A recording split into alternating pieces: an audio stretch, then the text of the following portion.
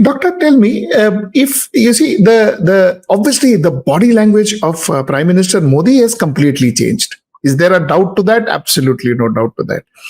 But he still talks about big decisions going to come in. The costumes are also not changing. The costumes are also not changing. Actually, the costumes are also not changing. He still speaks about the big decisions and all of that. Dr. Saab, I want to ask you, where does Chandrababu Naidu fit in into all this? What is he in it for? What's his gain? Why is he there? Well, I can tell you this much. I do not know much details about, how he looks at it, because I've not met him for a long time.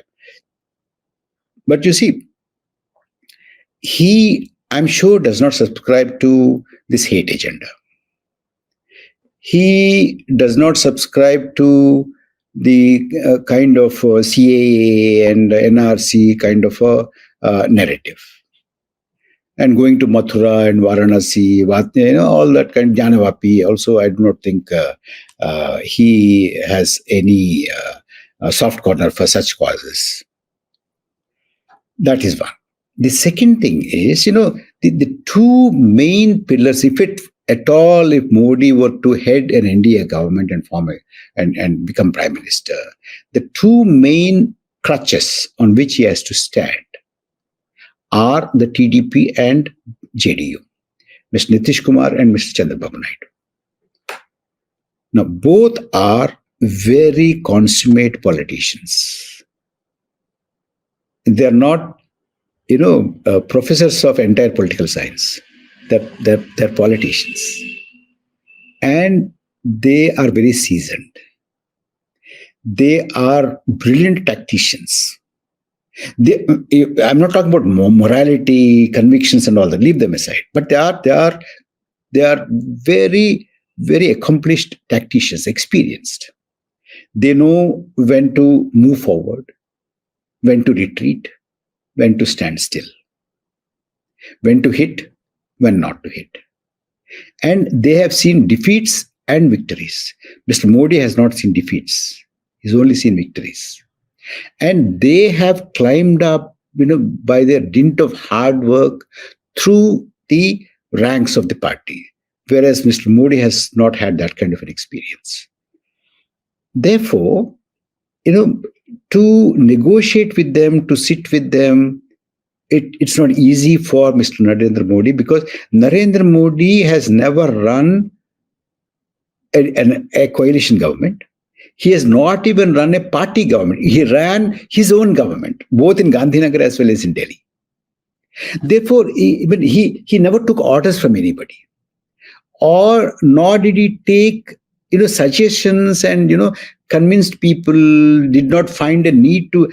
Has ever found a need to convince other people to take them along with him. He just passed orders, and people had to follow. That was the kind of almost more than 2 decades of his political life tells you that. I'm basing all this on the hard evidence, publicly available evidence. Now, this kind of an experience pitted against this kind of an experience of these two people.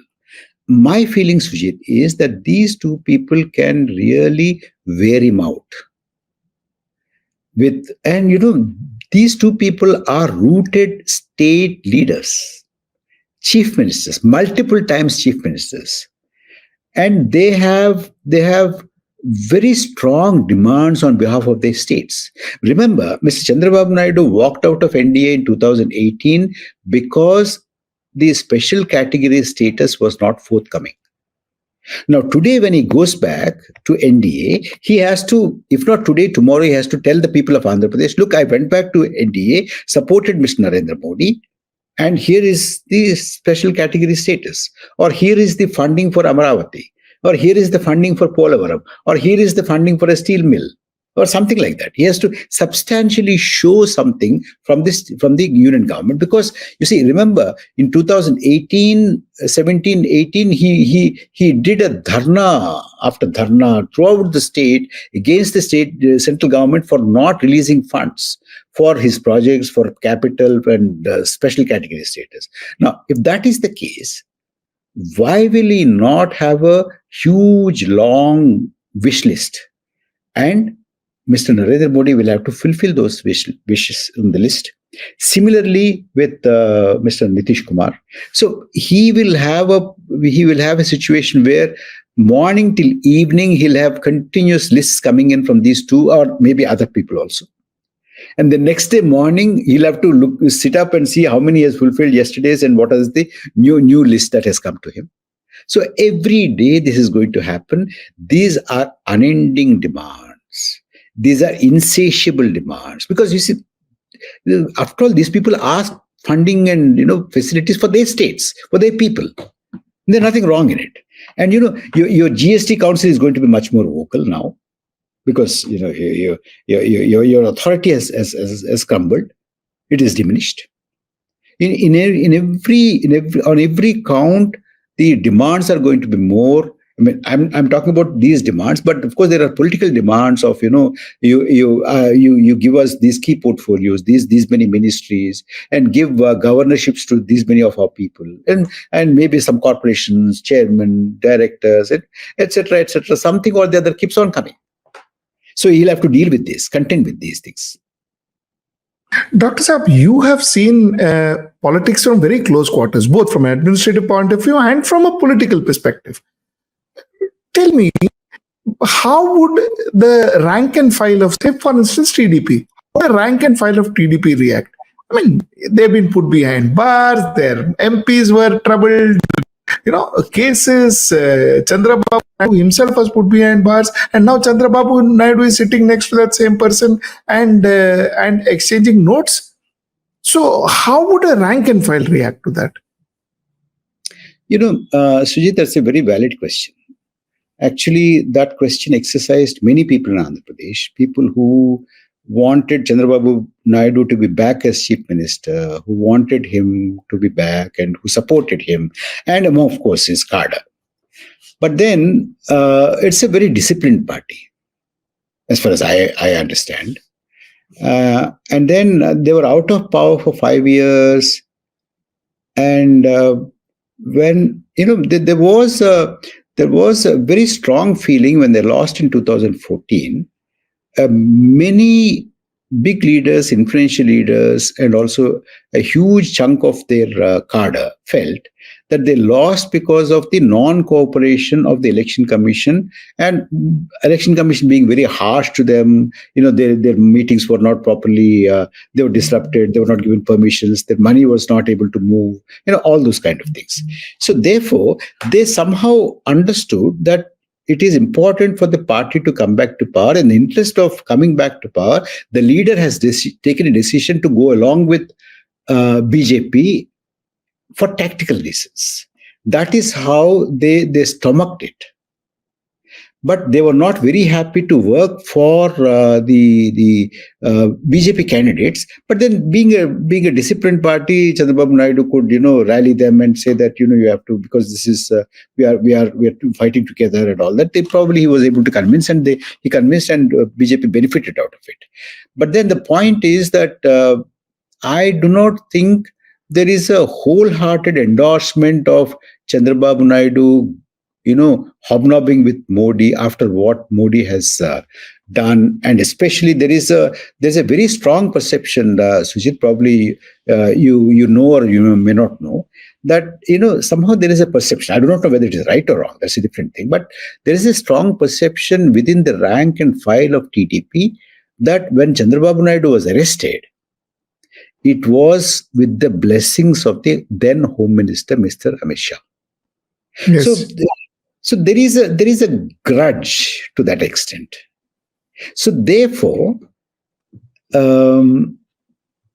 they tolerate it as a tactical move, but not very happy with it. This much I can say.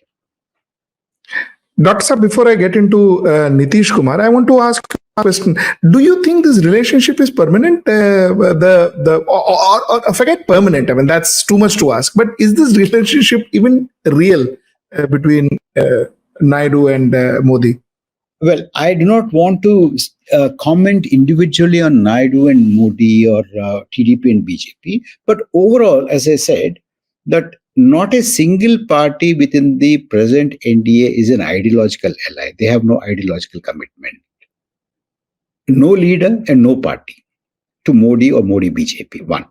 The second thing is all these arrangements today within the NDA are purely transactional, purely contextual, purely realpolitik, some might say even opportunistic. So if it is beneficial to be here, they might continue to be here if it is beneficial. If not, anytime they can just go away and say, look, we have nothing to do with it. And these are the reasons. And reasons can be many. That you have not given a special status, you have not given funding for a project, you have not given metro, you have not given Amravati funding or whatever. So people in Andhra Pradesh are happy with Mr. Naidu's decision? No, I'm not saying that they're happy, but the cadre, and don't think that Ms. Naidu's victory is an endorsement of his association with BJP. In fact, Naidu won the election in spite of his association with BJP. Correct. Which is what I understood. Yes. Yeah.